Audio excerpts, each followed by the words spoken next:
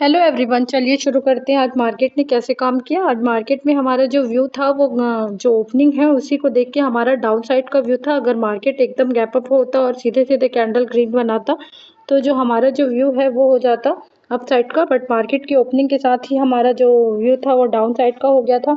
और एक चीज़ मैंने नोटिस किया है, निफ्टी पिछले 3 दिन से जब भी एक्सपायरी हो रहा है ना, मतलब रिट्रेस कर करके ही गिर रहा है, मतलब उसका डाउन ट्रेंड फॉलो कर रहे हैं। तो ऐसा आज भी कर सकता था, बट ये है कि साइडवेज भी रह सकता था। तो ये दोनों टाइप का व्यू था, बट डाउन साइड का ही व्यू था मेरा। तो देखिए, चलिए मेरी एंट्री पहले दिखा देती हूँ। मैं 250 की पुट में ली थी जब मार्केट ओपन हुआ था। तो क्या बोलते हैं, मैं थोड़ा सा लेट हो गई थी, तो ये एक रिट्रेसमेंट पे मैंने यहाँ एंट्री की है। पहले तो मैं अपनी एंट्री ही बता दूं कि यहाँ इस कैंडल में मैंने एंट्री की है और मैंने यहाँ एग्जिट कर दिया। देखिए मार्केट बहुत ऊपर, लेकिन उस समय का सिचुएशन ही ऐसा था कि यहाँ मुझे एग्जिट करना पड़ा, क्योंकि मैं एक लेवल टू लेवल जाती हूँ। अगर आप पहले तो मैं आपको सेटअप ही बता देती हूँ कि किस बेस पे मैंने ये जो एंट्री है वो लिया। सबसे पहले क्या हुआ था, निफ्टी ने ये जो रेंज बनाया था, आपका कल का जो डे हाई था उसका ब्रेकआउट किया फर्स्ट कैंडल में, ठीक है। वहीं आप सेंसेक्स को देखेंगे तो क्लियरली दिख रहा है कि सेंसेक्स ने अपना जो कल का हाई मारा था उससे रेजिस्टेंस ले लिया है और बैंक निफ्टी ने भी ब्रेकआउट ही कर दिया है अपने पिछले रेंज का। देखिए ब्रेकआउट क्या होता है, रेड कैंडल है तो ब्रेकआउट नहीं है, ऐसा नहीं है। देखिए रेड कैंडल उस जो रेंज बना है उसके ऊपर बॉडी क्लोज हुआ है, तो ये हुआ उसका ब्रेकआउट।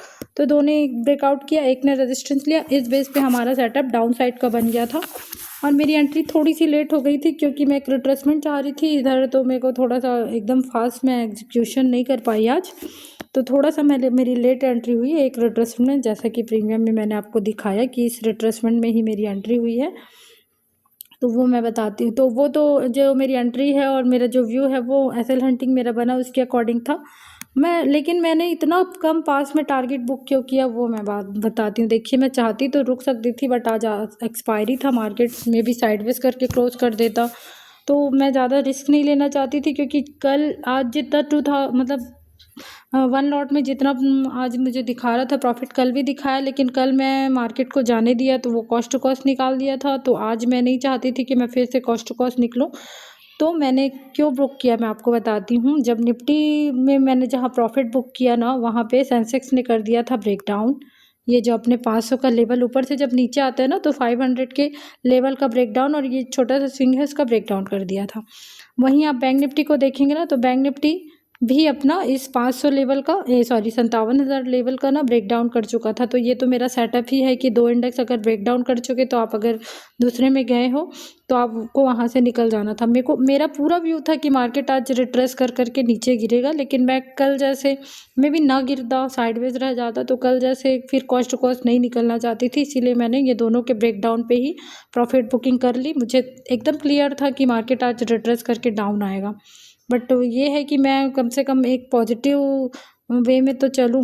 टारगेट तो आज नहीं तो कल बड़ा कर ही सकते हैं, बट वही है कि कल मैंने बिल्कुल कॉस्ट टू कॉस्ट लिया था, तो आज कुछ ना कुछ घर लेके जाना चाहती थी, इस वजह से। देखिए तो मैं एकदम एंट्री मेरी चलो लेट हो गई, लेकिन मैं टारगेट वही अपना जो रहता है ना एक लेवल, तो सेंसेक्स ने कर दिया था 500 का लेवल का ब्रेकडाउन, और वही बैंक निफ्टी ने अपना ऊपर से जब आया था तो 57,000 का ब्रेकडाउन कर दिया था। तो ये मेरे सेटअप्स हैं जिसमें मुझे एक एंट्री लेके निकलना पड़ता है। विक्स बहुत कम है तो प्रीमियम उतने नहीं बढ़ रहे हैं, लेकिन नहीं तो फिर इतने ही लेवल में आपका प्रीमियम बहुत जल्दी बढ़ जाता। तो इस तरह से मेरी एंट्री और एग्जिट हुई है। मार्केट रिट्रेस कर करके देखिए उसके पास एसएल मतलब नीचे तो बहुत टारगेट है, जैसे आप देख सकते हैं निफ्टी में, तो निफ्टी के पास तो ये स्विंग था, इसको तो हंट कर दिया था, ये स्विंग था, जितने भी सपोर्ट है ये सारे सपोर्ट टूटे, मतलब देखिए आप। अब देखिए, अब वो लगभग यहाँ तक नीचे तक था उनका बायर का जो एसएल है, वो सारे एसएल हिट कर चुका है और प्रीमियम भी अच्छा खासा जा चुका है। तो अब इसके नीचे आ जाएगा ये कंफर्म नहीं है, क्योंकि प्रीमियम भी निफ्टी का 90 प्लस हो जाता है ना, तो आपको मतलब ये हो जाता है कि अब रिवर्स हो सकता है या फिर साइडवेज रह ले, लेकिन निफ्टी अपना टारगेट दे चुका है। सेंसेक्स अपना 200 के लेवल तक में भी आ जाए और रिट्रेस कर करके, क्योंकि अभी पूरा दिन पड़ा है तो कुछ तो करेगा मार्केट, साइडवेज रखेगा, रिट्रेस करके गिरेगा। तो इस तरह से लेवल टू लेवल जा सकते हैं। मुझे इतना एकदम शॉर्ट पता था कि ये 200 तक तो आएगा और ये निफ्टी भी इतना जल्दी मतलब ऊपर नहीं जाएगा। लेकिन क्या मतलब मुझे अपने सेटअप, जो मैं एक लेवल के ब्रेकडाउन तक रहती हूँ, वो मुझे कॉन्फिडेंटली, और अगर मैं रुके रहती और ये जो ऊपर जा रहे हैं, ये ऊपर जा ही नहीं सकता। देखिए मैं अगर बैंक निफ्टी को दिखाऊं तो कल क्या किया था, गैप अप आज भी ओपन हुआ था, नीचे आया, ठीक है, क्लोजिंग प्राइस ब्रेक डाउन किया था हल्का सा, ये क्लोजिंग प्राइस है, इसका ब्रेक डाउन किया था, ऊपर चला गया था। आज भी क्लोजिंग प्राइस ब्रेक डाउन ही समझो इसको, भले PSY लेवल है तो ये ऊपर तो जाएगा नहीं। तो फिर चार्ट रिपीट हो जाता, कल आज ऊपर चला जाता तो ये डाउन आता, ये मुझे एकदम कंफर्म था। लेकिन एकदम डाउन आता ज़रूरी नहीं है, साइडवेज, कल साइडवेज नहीं रखा, ऊपर ले गया तो आज साइडवेज कर सकता था, आज एक्सपायरी था। तो इस वजह से मेरा जो लेवल ब्रेक डाउन हुआ तो मैं दोनों में निकल गई, ज़्यादा बड़ी टारगेट के लिए नहीं गई थी, क्योंकि मैं कल कॉस्ट टू कॉस्ट निकली थी। आज भी कॉस्ट टू कॉस्ट हो जाता मेरा, मैं भी इतना रिट्रेस कर देता। देखिए प्रीमियम में मेरा अगर आप देखोगे, तब जब मैंने जहाँ लिया था वहाँ तक रिट्रेस करने मार्केट आ ही जाता थोड़ी देर में। कल भी सेम टाइप का चार्ट बना था, तो यहाँ कहीं मेरी एंट्री हुई है। देखिए आज तो नहीं आया, कॉस्ट टू कॉस्ट लगा देती और मैं भी इतना तक रिट्रेस करने आता, फिर मैं कॉस्ट टू कॉस्ट निकल जाती, तो वो साइकोलॉजी को ख़राब करता है। मुझे एकदम कंफर्म था कि प्रीमियम 100+ तो जाएगा ही यहाँ तक। लेकिन वही है कि साइकोलॉजी मेंटेन करने के लिए आपको कभी कभी कम में भी निकलना पड़ता है, और अपना लेवल आ जाए तो फिर तो आप तो निकल ही जाइए। तो इस तरह से एंट्री थी, और एग्जिट भी मैंने आपको बता दिया। तो टारगेट टू टारगेट, और देखिए पता नहीं रहता, मार्केट जब रिट्रेस कर करके नीचे आता है तब ट्रेंडिंग मार्केट है ये समझ में आता है, नहीं तो मार्केट तो मतलब ज़्यादातर तो मार्केट घूम जाता है, एक लेवल ब्रेक डाउन होता है तो इस वजह से अपने लेवल से लेवल काम कीजिए। लेवल में जितना भी मिले आपको प्रीमियम में, ठीक है। आपका व्यू एकदम डाउन साइड है, मेरा तो था, लेकिन मैं लेवल के खिलाफ जाती नहीं हूँ, लेवल टू लेवल करती हूँ। कल भी उसी लेवल के चक्कर में आप देखेंगे, तो आपको वीडियो ज़्यादा लंबा नहीं करना चाहती। देखिए कल लेवल के चक्कर में रुकी थी तो मेरे को कॉस्ट टू कॉस्ट निकलना पड़ गया था। जैसे मैं सेंसेक्स का कल 200 का लेवल आने के इंतज़ार में थी, यहाँ पर मेरी एंट्री हुई थी कल, मतलब उसमें बैंक निफ्टी में हुई थी।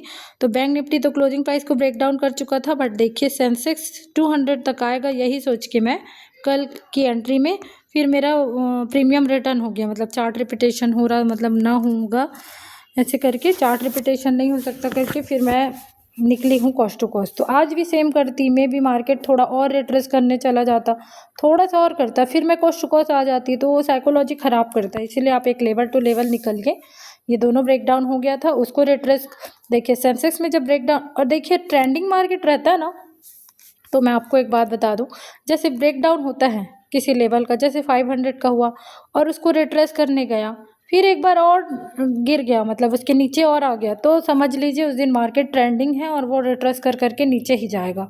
जैसे बाकी इंडेक्स को भी आप देख सकते हैं, जैसे बैंक निफ्टी ये अपना 500 का लेवल, सॉरी 57,000 का ब्रेक डाउन किया, फिर रिट्रेस किया और इसके नीचे फिर आ गया। तो आप इससे थोड़ा सा मतलब लगा सकते हैं व्यू कि चलो आज एसएल हंटिंग वो रिवर्स होने वाला नहीं बना रहे हैं, तो फिर ट्रेंडिंग है, तो आप डबल एंट्री भी कर सकते हो। बट मैं डबल एंट्री आज नहीं करना चाहती थी, मेरे को तो एकदम श्योर था कि प्रीमियम अच्छा खासा बढ़ेगा, बट साइडवेज भी हो सकता था, तो साइकोलॉजी कौन ख़राब करे। तो चलिए, थैंक यू।